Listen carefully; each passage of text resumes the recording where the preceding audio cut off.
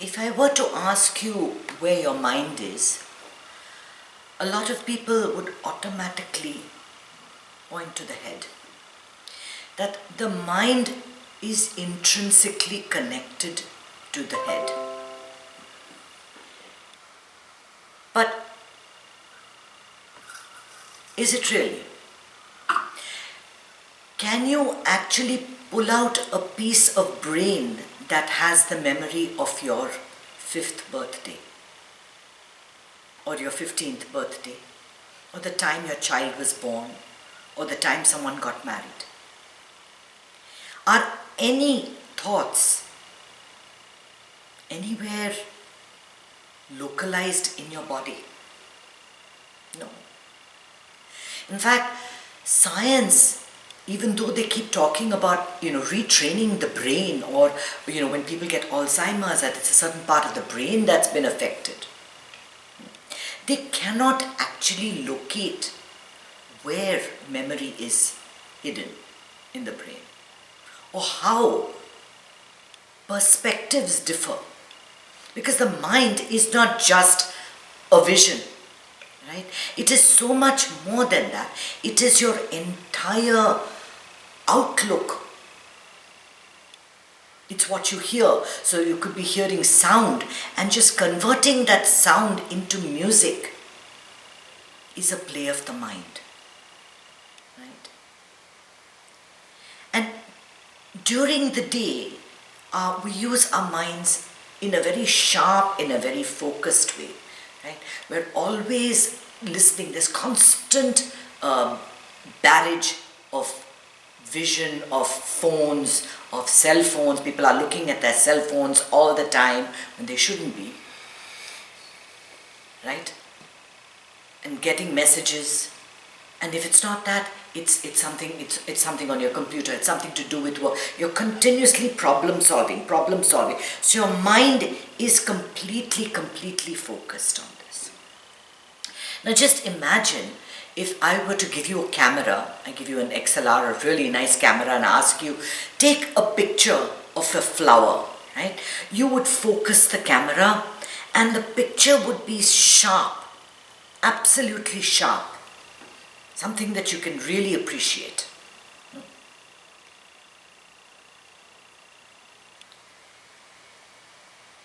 And I ask you to remove the focus. Slowly zoom out. Okay, so now the edges of the photograph are going to get a little bit blurred. The form is going to be a little bit diffused, because color and shape go together, right? We see them together. And as you diffuse it, and I tell you to, come on, make it even more out of focus, make it even more out of focus, even more out of focus. Finally, the screen, when you completely remove the focus, will be a grainy, whitish, gray background. Now, if you compare this to your mind, during your waking state, your mind is at its sharpest, with the sharpest focus. So you're all the time, it's like having an XLR camera totally focused on something. All of your awareness is problem after problem after problem after problem after problem. But we need a certain, and the time that it's totally decompressed, where the mind just doesn't even exist, is in deep sleep. Now, in deep sleep, you experience that mind as an absence, right? An absence of time. It's a time I went to sleep and a time I woke up. I don't know what happened in the interim.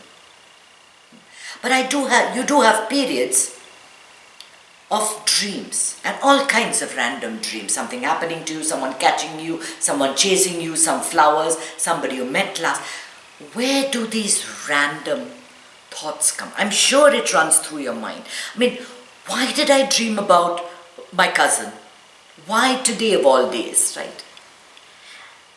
And I'm sure that this experience has also happened to you very often. Very often you think of somebody, and all of a sudden you get a call from them. And you say, oh my God, I was just thinking about you. I was thinking of calling you, and you just called me right now. Right? we connect with people in very strange ways. And how does this happen? I mean, take this for example. We're all seated in our own living rooms in different parts. And in fact, in my Monday meditation, we're in different parts of the world. Yet all of us have a deep, I'm able to guide them into a deep meditative trance. How does this happen? People are in a building. They're fast asleep. They're unconnected with each other. One is a lawyer, one is a student, one is visiting, one is a child, one is an old person. And the building slides down. And so many lives are lost together. How does this happen? How do the actions of one person affect the actions of another? How are we connected to each other? Where are these thoughts? What is our mind? Where does it all come from? This is the question. If you've been with me a few times, I've done that meditation and I'll do it again today, where we keep expanding our consciousness. I do it in a couple of different ways. I do it when you go into the galaxy, and I do the other one with a mountain, right? That is to give you a glimpse of how the mind is not limited. It is biomagnetic energy that's all over your body. So it's not just limited to any specific part of your body. It doesn't arise from the right side of your brain or the left side of it. In fact, the brain, all it does is merely interpret things for you. Where is your ego? Where are your perspectives? If you think about it, all that's happening is that you're looking at light rays coming in and an image is forming, rods and cones on your retina. All the rest of it, where is it getting processed? Where do you think of it as a beautiful tree and a memory of a village that you visited with a tree like this, with mangoes hanging from it, right? So if you think of it, each one of us has like a bubble around of us. But that bubble is not a self-contained isolation unit. It's got holes. So think of a porous bubble. And this bubble has the ability to expand. So when it expands, the holes get bigger. So many times it happens that you want to think of a name of a person or a place that you went to, somewhere you went to eat, and it's right there on the tip of your tongue. It's right there. You know where you went, but you can't remember. And then after a while you relax, and then you get it. You get the name.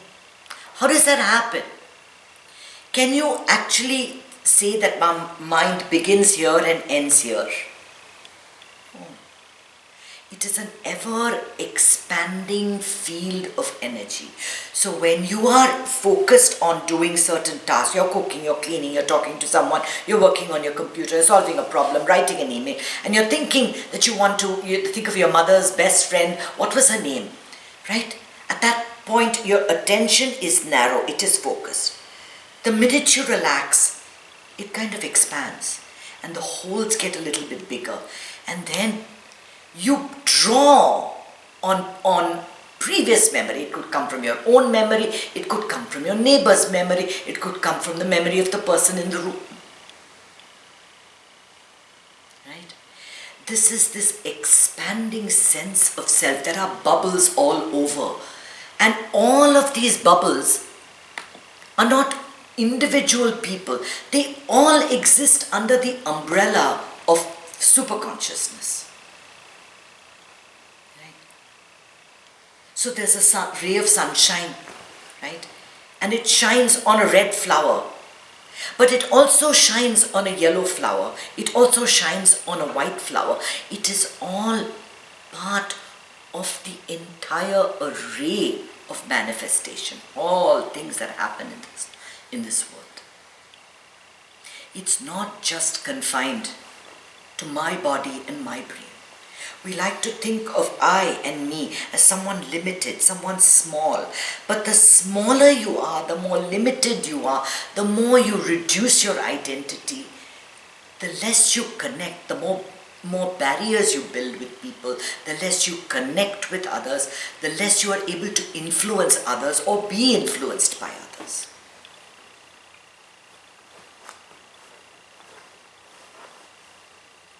All of it exists in superconsciousness. And we need that time to allow the mind to just decompress. Otherwise, what happens is that we go from task to task to task, and we are continuously in a state of anxiety, in a state of stress, because every thought that we bring in, whether we like it or not, is accompanied by a set of emotions that has an impact on your body.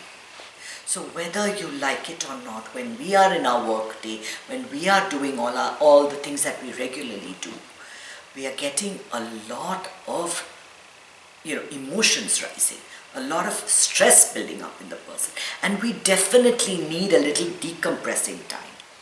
And that's why it is so important to get a good night's sleep. Because you have that turiya sleep, that complete blankness, darkness, where the mind just shuts down. How do you know the mind shuts down? Because you have no memory of that. You cannot say what you were doing in that period of time. The mind only remembers you went to sleep and that you woke up. Or it remembers dreams, which is the part of during your deep sleep that the mind wakes up and throws up images. Right? This is not coming from anywhere inside of you. This is actually coming from outside of you.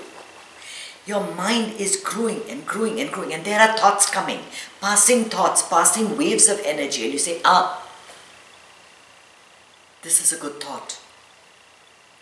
And it absorbs what is outside. Now the same thing happens in meditation, except we willfully do this.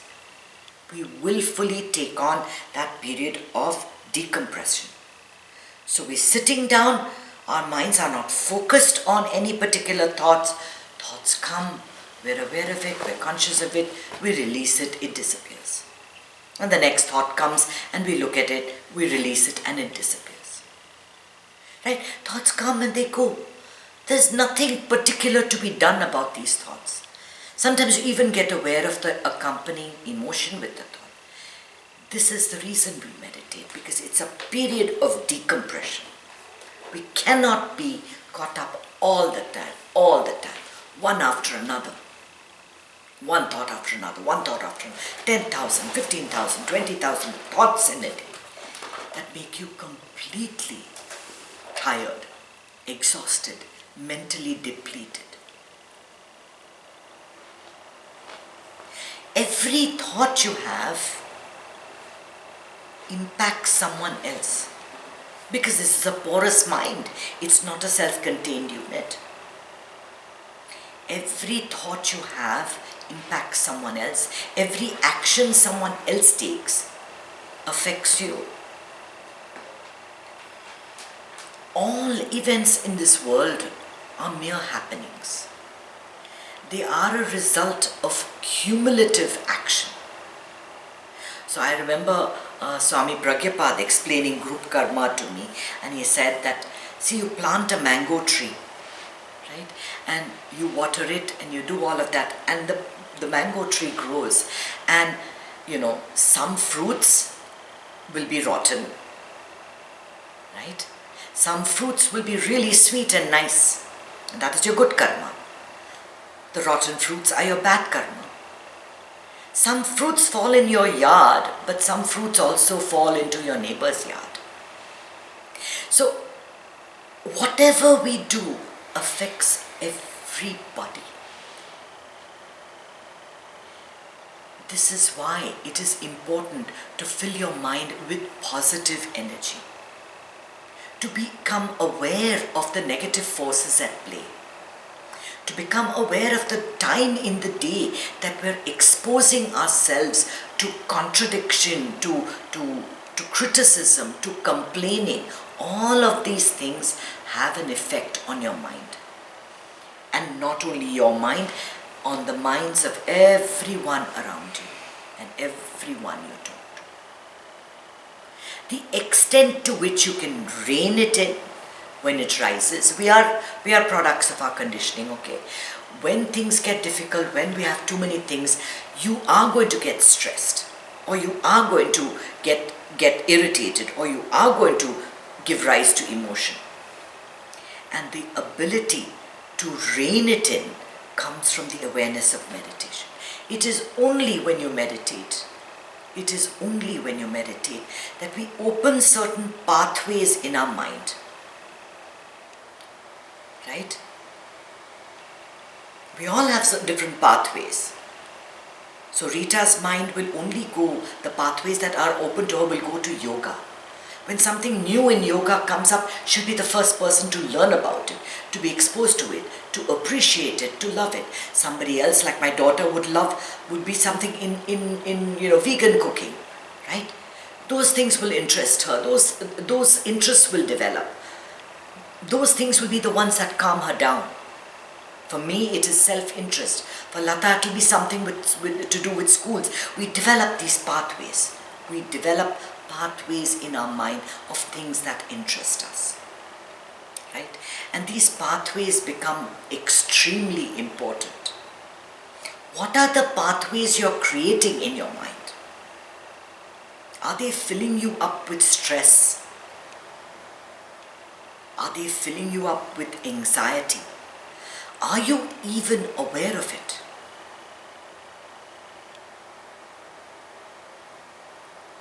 Good sleep and good meditation allows the new neural connections to be made so that your entire field opens up to new pathways, new choices that you're making, positive, upbeat choices that make you live a better life. Your life affects hundreds and thousands of people around you. What you listen to, what you follow makes a big difference. So am I listening to news channels or stories in the media that upset me? Or am I listening to things that calm me down and make me a better person, make me more productive in my day?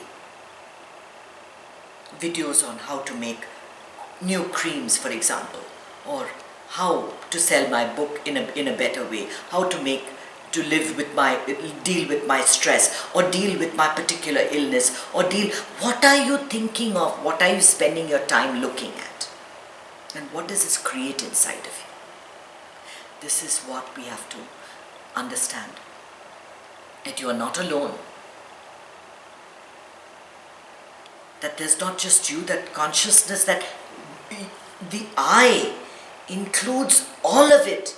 That means included in the entire umbrella is Hitler, is Trump, is earthquakes, is volcanoes, is pandemics, is happiness, is sadness, is misery, all of it. Which part of it are you focused on? That will decide what the state of your mind is. Om Namah Shivaya.